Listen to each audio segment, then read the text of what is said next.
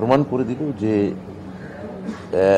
এই সরকার, মাননীয় মুখ্যমন্ত্রী সবসময় শিক্ষকদের পাশে ছিলেন, আছেন এবং থাকবেন। সত্যের জয় হলো।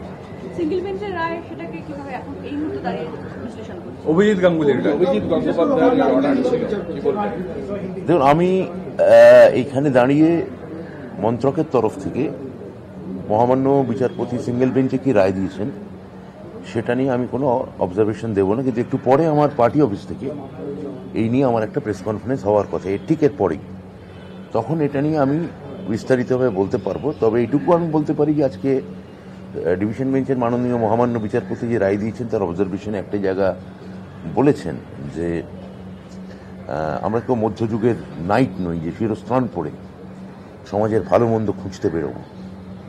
তো আমার মনে হয় যিনি পরবর্তী ক্ষেত্রে একটি রাজনৈতিক দলের নেতা হয়েছেন, তিনি আগে বিচারপতি ছিলেন, তিনি পরে নেতা হতেই পারেন, কিন্তু তার সেই মনোভাব বায়াস ছিল কিনা বা রাজনৈতিক পক্ষপাত দুষ্ট ছিল কিনা তা নিশ্চয়ই সবাই বিচার করবেন। আর এটা আমি আগের দিনও আপনাদের বলেছি যে বিচারক পাল্টাতে পারেন, বিচারের রায়ও বদলাতে পারে, আইন সমান থাকে এবং সমস্ত বিচারকের, আমি মনে করি না মাননীয় সম্মানীয় বিচারকদের, তারা নিরপেক্ষ এবং নির্মোহী হন আইনের ক্ষেত্রে, এবং সবার যে রাজনৈতিক পক্ষপাত বা অভিসন্ধি থাকে বা উদ্দেশ্য থাকে এটা আমার মনে হয় না, কোনোদিন আগেও মনে হতো না, এখনো মনে হয় না। আপনার মনে হয় যে এই রায়ের পর যে এই যে দুর্নীতির এত অভিযোগ ছিল সেটা নিয়ে কি বলবেন? যে দেখুন, আমাদের কাজ বলবো অভিযোগ ছিল, মানে ধরুন SMS এর চাকরি বা র্যাঙ্ক জাম, একাধিক অভিযোগ ছিল। দেখুন, আমাদের এখন যেটা কাজ হচ্ছে, অভিযোগ তো অভিযোগের মতো ছিল, তার জন্যে যে কেন্দ্রীয় সংস্থা তদন্ত করেছে সেটা করেছে। আমাদের এখন কাজ হচ্ছে যে SSCর যে যোগ্য চাকরিহারা শিক্ষকরা আছেন তারা যাতে স্বচ্ছতার সঙ্গে, নিরপেক্ষতার সঙ্গে তাদের মেধার জায়গা থেকে তারা যাতে তাদের চাকরি ফিরে পান সেটাকে সুনিশ্চিতকরণ করা। এবং গত 5 বছর ধরে নাগাড়ে আমাদের দপ্তরের ওপর যে টানা দপ্তরের সঙ্গে যে টানা কোর্ট কাছারি, কেন্দ্রীয় গোয়েন্দা সংস্থা CBI, ED, বিরোধী দলগুলোর আক্রমণ, গণমাধ্যমের একাংশের আক্রমণ, ডিজিটাল একটা বড় অংশের আক্রমণ, এগুলো নিয়ে যে গত 5 বছর ধরে আমরা প্রায় ঘাড়ের ওপর নিয়ে আমরা এটা কাজ করেছি। আমরা যদি এখন এই প্রাথমিকের পর SSC যারা যোগ্য চাকরিহারা তাদের হাতে আবার অ্যাপয়েন্টমেন্ট লেটার তুলে দিতে পারি, তাহলে নিশ্চিন্ত মনে আমার মনে হয় যে আমাদের 5 বছরের একটা বৃত্ত সম্পূর্ণ হবে। এটা হচ্ছে প্রথম কথা। এই বৃত্ত সম্পূর্ণ হলে আমরা, মানে আমাদের রাজনৈতিক দলও খুব নিশ্চিন্ত মনে সামনে যে নির্বাচন আছে নির্বাচনে অংশগ্রহণ করতে পারবে। ডিভিশন বেঞ্চ একটা কথা বলেছে যে বিরূপ প্রতিক্রিয়া তৈরি হতে পারে এই 32,000-এর চাকরি যদি বাতিল হয়, সেই প্রেক্ষাপটে এই রায়, এইটাকে একটু বলতে পারছি। বুঝতে পারলাম না, প্রশ্নটা আরেকবার বলুন। এই 32,000-এর চাকরি যদি বাতিল হয় তাহলে দীর্ঘদিন ধরে তারা চাকরি করছেন, প্রায় 9 বছর, একটা বিরূপ প্রতিক্রিয়া তৈরি হতে পারে তাদের জীবনে। দণ্ডিতের সাথে দণ্ডদাতা কাঁদে যাবে সমান আঘাতে, সর্বশ্রেষ্ঠ বিচার যার তরে প্রাণ ব্যথা নাহি পায়, তারে দণ্ডদান বিধাতার অত্যাচার। মাননীয় বিচারপতি যে অবজারভেশন করেছেন, বিচারপতি দেখুন তো প্রায় বিধাতার মতোই, তারা সত্যি একটা আদেশ দেন, এবং সেই আদেশের মধ্যে যদি চোখের জল বা বেদনা বা সমবেদনা বা সহানুভূতি যদি না মিশে থাকে তাহলে সেটা একপেশে হতে বাধ্য। সেটার মধ্যে সেটা সাবস্ট্যান্সহীন, মানে প্রায় একটা জল ছাড়া নারকেলের মতো একটা শুষ্ক হয়ে যায়। তো আমি মনে করি যে যে যে কথাটা মাননীয় বিচারপতি তার পর্যবেক্ষণ বা রায় বলেছেন সেটা এক ধরনের সংবেদনশীলতা এবং সহানুভূতির প্রকাশ, যেটা মহামান্য আদালতের ওপর যে মানুষের যে ভরসা তাকে আরো প্রথিত করলো। ডিভিশন বেঞ্চে তো এই রায় হলো, 32,000 চাকরি বহাল থাকলো। এক পক্ষ আইনজীবী তারা আজকেও বলেছেন যে তারা একে চ্যালেঞ্জ করে আবার সুপ্রিম কোর্টে যাবে, এবং যারা বঞ্চিত চাকরি প্রার্থী তারাও একই কথা বলছেন যে তারা সুপ্রিম কোর্টে যাবে, তারা খুশি না। কোর্টে যাওয়ার অধিকার তো সবার আছে, এটা খালি এটা মনে রাখতে হবে যে যারা চাকরি পেল এবং যারা চাকরি হারালো এবং যারা চাকরি ফিরে পাওয়ার জন্য আমরা চেষ্টা চালাচ্ছি, এইটুকু মাথায় রাখবো যে তাদের কেবলমাত্র রাজনৈতিক সংকীর্ণ জায়গা থেকে দেখা ঠিক নয়। তারা আমাদের রাজ্যেরই ছেলে মেয়ে। ফলে কেউ যদি চাকরি তাদেরকে কারো থেকে যায় বা কারোর যদি চাকরি ফিরে পাওয়ার আশ্বাস যদি তৈরি হয়, তাহলে তাদের মানে তাদের সঙ্গে আমি অন্তত অনুরোধ করবো যাতে মানবিকভাবে তারা থাকতে পারেন। তো 32,000 চাকরির ক্ষেত্রে যে অভিযোগ উঠেছিল সেই চাকরি বহাল থাকলো, এই একই রকমটা কি 26,000-এর ক্ষেত্রে হতে পারতো? কোথাও কি খামতি রয়েছে? আমি তো আবার বলছি, আমি রায় নিয়ে কোনো কথা বলবো না, কেননা সমাজের একটা অংশ পারসেপশন তৈরি করার চেষ্টা করেছিল যে এই পদ্ধতির মধ্যে, আমাদের দপ্তরের পদ্ধতির মধ্যে কোথাও ফাঁক আছে। সেখানে দেখা যাচ্ছে যে আজকে তার অনেকটাই আমরা ঋতুসম্মান পুনরুদ্ধার করতে পেরেছি। ফলে এইটা নিয়ে আপনারা যেরকম বলছেন যে এটা কি ফাঁক ছিল কিনা, আছে কিনা, তার থেকেও বড় কথা সেটা এই 26,000-এর মধ্যে যারা যোগ্য তাদের পরীক্ষা হয়ে গেছে, ফলাফল বেরিয়ে গেছে, যাচাইকরণ চলছে। এইটা যতক্ষণ না আমরা তাদের প্রত্যয় বা ভরসা দিতে পারছি, ততক্ষণ আমি তাদের চাকরি কেন বাতিল হয়েছিল সেই রায়ে কোনো গন্ডগোল ছিল কিনা সেই নিয়ে আমি অন্তত কোনো মন্তব্য করবো আমি করবো না। এবার ওনাকে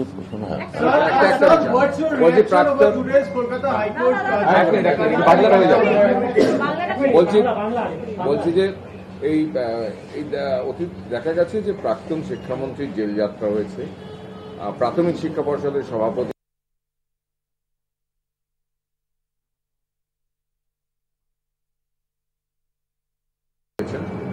এই অর্ডারের পর এইগুলো কি তাহলে মিথ্যে হয়ে গেল? মানে এটা তো মিথ্যে। দেখুন, কি মিথ্যে হলো কি সত্য হলো আমি বলতে পারবো না। আজকে যে শিক্ষকরা যাদের চাকরি থাকলো, যারা একটা মানসিক অনিশ্চয়তার মধ্যে ছিলেন, তারা যে আবার চাকরি কর্মস্থলে মাথা উঁচু করে যেতে পারবেন, এটাই আমাদের কাছে বড় কথা। একটা প্রশ্ন যেটা হচ্ছে যে 26,000 32,000 এইসব নিয়ে একটা প্রশ্ন বারে বারে উঠেছে যে শিক্ষা দপ্তর কি আদৌ নিরপেক্ষভাবে স্বচ্ছতার সঙ্গে পরীক্ষা নিতে পারে? এই প্রশ্ন বারে বারে বিরোধীদের। আমি তো গভীরভাবে বিশ্বাস করি যে যেভাবে আমরা এবার এসএসসি পরীক্ষা নিয়েছি বা প্রাইমারি টেট 2024, তাই তো নিয়োগ দিয়েছে 22-এ, হ্যাঁ, যে পরীক্ষা প্রাইমারি পর্ষদ নিয়েছে সেটা খুবই স্বচ্ছভাবে নিয়েছে এবং আমার মনে হয় যে এর ভারতবর্ষে অন্য কোনো রাজ্য এতটা স্বচ্ছতার সঙ্গে কোনো পরীক্ষা নিয়েছে কিনা। প্রথম কথা, চাকরি স্কুলের চাকরি তো পরীক্ষাই হয় না বেশিরভাগ রাজ্যে। আমাদের রাজ্যে তাও তো পরীক্ষা হয়, মুখ্যমন্ত্রী পরীক্ষা জারি রেখেছেন। তো এটা নিয়ে আর অন্য কোনো মানে এর স্বচ্ছতা নিয়ে যদি কেউ প্রশ্ন করেন, আমি বলবো, আমি তো আগেও বলেছি, কোর্টে যান, ওয়েলকাম করছি। কিন্তু আপনার দপ্তর এই স্বচ্ছতার কথা বলছেন, সেটা যদি মেনেও নেওয়া যায়, কিন্তু আগে এটা পারলো না কেন? আমি আগের আমার সময়, আগেকার যে সময় আমি ছিলাম না বা আমরা ছিলাম না, তার সঙ্গে আমি এখন এই মুহূর্তে এটা নিয়ে কোনো তুলনা করবো না। এটা আমাদের মেনে নিতে হবে, এটা একই সরকার। মন্ত্রক বা যাই চেঞ্জ হোক না কেন, বা মন্ত্রী বা চেয়ারম্যান চেঞ্জ হোক না কেন, এটা আমাদেরই সরকার, মমতা ব্যানার্জির সরকার। তো আমরা একত্রিত হই, আমরা এটা দায়ভার গ্রহণ করছি। তবে ওই কর্মরত শিক্ষকরা, মানে যাদের চাকরি থেকে গেল, তারা আজকে অকাল দোল খেলছেন, আবির মাখছেন, মিষ্টি খাচ্ছেন, তাদের উদ্দেশ্যে কি বলতে? আমি তাদের উদ্দেশ্যে বলবো যে আপনাদের অভিনন্দন। আপনাদের মধ্যে একটা গভীর উদ্বেগ এবং অনিশ্চয়তার মধ্যে কাটাতে হয়েছে। সেই উদ্বেগ এবং অনিশ্চয়তা আমাদেরও স্পর্শ করেছে। আমার মুখ্যমন্ত্রীকে বারবার, মমতা বন্দ্যোপাধ্যায়কে এই উদ্বেগের ছোঁয়াচ তার মধ্যে পড়েছে, আপনাদের উদ্বেগ। কিন্তু ফাইনালি আপনারা আজকে জিতেছেন, আপনারা কর্মস্থলে যেতে পারছেন এবং আজকে প্রাথমিক বেঞ্চের রায় ডিভিশন বেঞ্চ সেটা সাইড করে দিয়েছে, একপাশে সরিয়ে রাখা হয়েছে। ফলে আপনারা আবার মাথা উঁচু করে কর্মস্থলে যান এবং আমার মুখ্যমন্ত্রী, আমার সরকারের ওপর ভরসা রাখুন। গৌতম বাবুর কাছে প্রশ্ন। হ্যাঁ গৌতম বাবু, আপনার কাছে দুটো প্রশ্ন। এক, আপনি একটা নিয়োগ প্রক্রিয়া সামনে করতে চলেছেন, এই যে পুরো প্রসেসটা, এটা থেকে কি শিক্ষা নেবেন, কোন কথাগুলো মাথায় রাখবেন? অ্যাপটিটিউড টেস্ট প্রাইমারি বোর্ড 9 বলে একটা অভিযোগ উঠেছিল, সে বিষয়ে আপনার ক্লারিফিকেশন যদি বলেন। আমরা কিন্তু 2022-এর মাননীয় মন্ত্রীর পরামর্শে আমরা টেট নিয়েছিলাম, একেবারে ট্রান্সপারেন্টলি টেট নিয়েছিলাম। তাদের আমরা 2024 সালে প্রায় 10,000 জন ক্যান্ডিডেটকে আমরা নিয়োগ দিয়েছি। এখনো পর্যন্ত আদালতে একটিও কেস নেই এই নিয়োগের বিরুদ্ধে। এর দ্বারাই প্রমাণ হয় যে 2024-এ যারা নিয়োগ পেয়েছেন গোটা রাজ্যের প্রায় 10,000 ক্যান্ডিডেট, সেটা কতটা স্বচ্ছ ছিল। আর সামনে যে প্রসেসটা ওটার ক্ষেত্রে সামনের প্রসেসটা আমরা এখন অ্যাপ্লিকেশন নিচ্ছি, তারপরে ইন্টারভিউ পর্ব শুরু হবে। আমরা তাদের ক্লাসরুম ডেমনস্ট্রেশন একেবারেই আমরা ভিডিওগ্রাফি করছি, তারা যে ইন্টারভিউ দেবেন ভিডিওগ্রাফি করছি, টোটালটাই ভিডিওগ্রাফি করা আছে। 2024-এর আমরা নিয়োগ দিয়েছিলাম, কিন্তু টোটালটাই ভিডিওগ্রাফি করা আছে।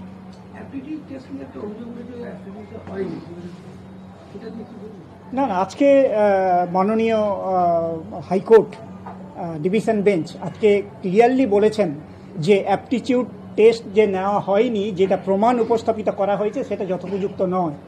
আমরা প্রমাণ দিয়েছিলাম যে অ্যাপটিটিউড টেস্ট নেওয়া হয়েছে, সেটা মাননীয় বিচারপতি ডিভিশন বেঞ্চ, মাননীয় আদালত সেটা মেনে নিয়েছেন। বলছি, আপনার সময় কোনো অভিযোগ হচ্ছে না, কিন্তু আপনার আগে এই পর্ষদে এত অভিযোগ, যার ফলে প্রায় দুটো মিলিয়ে প্রায় 58,000 চাকরি বাতিল হয়েছে। আজকে যদিও সেটা খারিজ হয়েছে, কিন্তু এটা হলো কেন? মানে কি খামতি ছিল যেটা আপনি দূর করেছেন এখন? না না, এটা মাননীয় মন্ত্রী একটু আগেই বললেন। 2016 সালে মাননীয় মন্ত্রী ছিলেন না, কিন্তু মন্ত্রক ছিল, আমিও ছিলাম না, কিন্তু 2016 সালে 42,627 জন চাকরি পেয়েছিলেন। তার মধ্যে 32 জনের প্রশিক্ষণ নেই বলে তাদের চাকরি বাতিল করে দেওয়া হয়েছিল। কিন্তু আপনারা জানেন সেটা কবে বাতিল করা হয়েছিল? 2023 সালের 12ই মে। কিন্তু আমাদের মন্ত্রক স্কুল এডুকেশন ডিপার্টমেন্ট 2017 সালে রাইট টু এডুকেশন অ্যাক্ট 2009 মোতাবেক 2017 সালের আগে সবার কিন্তু প্রশিক্ষণ সম্পূর্ণ করেছিলেন। তাহলে এই যুক্তি খাটে না। অ্যাপটিটিউড টেস্ট নেওয়া হয়েছিল। এর দ্বারা প্রমাণ হয় যে 2016 সালের নিয়োগ আজকে রায় থেকে বোঝা যাচ্ছে যে ট্রান্সপারেন্টলি হয়েছে। না দেখুন, এটা তো আমি বললাম, আজকের রায়ের ফলে এগুলো সবই তো খারিজ হয়েছে।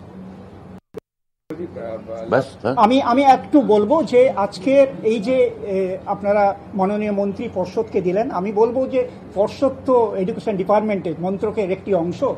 এটা মাননীয় মন্ত্রী, উনি 6 মাস শুধু নয়, আমি বলে দিচ্ছি 2023 সালের 12ই মে যেদিনকে 32,000 শিক্ষকের চাকরি যেদিনকে বাতিল হয়, তারপর থেকে উনি যেভাবে আমার উপদেশ দিয়েছেন, নির্দেশ দিয়েছেন, প্রতিটি স্টেপে কি করতে হবে তিনি নির্দেশ দিয়েছেন। মাননীয় মন্ত্রী অধ্যাপক ব্রাত্য বসু যদি না থাকতেন, আজকে আমরা এই যে বিজয়ের দোরগোড়ায় পৌঁছতে পারতাম না। আমি তাকে কৃতজ্ঞতা আমি জানাচ্ছি। আমাদের যে হাইকোর্টের যে সম্মানিত মহামান্য যে ডিভিশন বেঞ্চের বিচারপতি যারা এই রায় দিয়েছেন, এবং পর্ষদের হয়ে যে সমস্ত যারা আমাদের কাউন্সিল ছিলেন, আইনজীবী ছিলেন, লয়ার ছিলেন, তাদের সবাইকে আমরা কৃতজ্ঞতা এবং ধন্যবাদ জানাচ্ছি। আমি যিনি না থাকলে পরে আমি বলবো যে সবটাই সুসম্পন্ন হতো না। তিনি হচ্ছেন আমাদের রাজ্যের সম্মানিত মুখ্যমন্ত্রী শ্রীমতী মমতা বন্দ্যোপাধ্যায়, পর্ষদ এবং আমি সরকারের।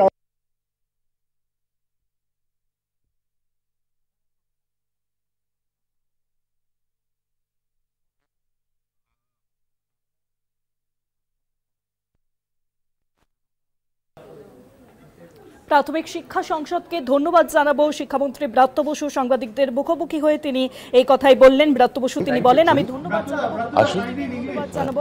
Yes, please tell me. Yeah. Sir, today Kolkata High Court gave order regarding the 32,000 primary teachers. Sir, what's your reaction over this? I am deeply my deep gratitude to Honorable Division Bench of Calcutta High Court vis-a-vis the primary board whose president is here in this PC, and my sincere gratitude to my Honorable Chief Minister Srimati Mamata Banerjee for this glorious victorious win. The 32,000 teachers, they can raise their head and they can go to their school with fully courage and strength, and this proves the single bench. This judgment was set aside by division bench, so we are quite happy. This is my primary reaction.